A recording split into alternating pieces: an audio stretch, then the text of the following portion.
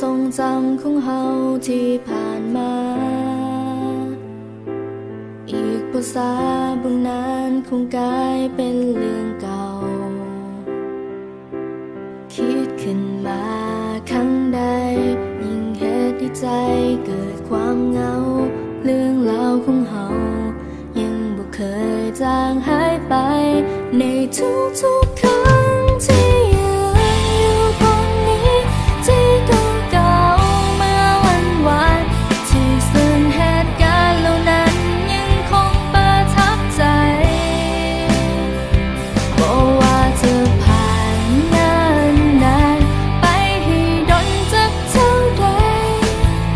หัวใจจะบ่มีวันลืมหากในวันนี้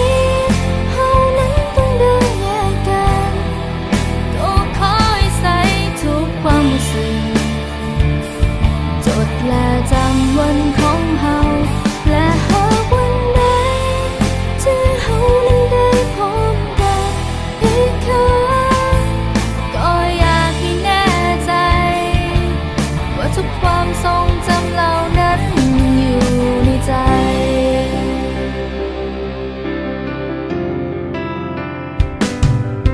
เหตุการณ์ที่ผ่านเข้ามานับจากนี้ก็ว่าจะดีจะหายมันคง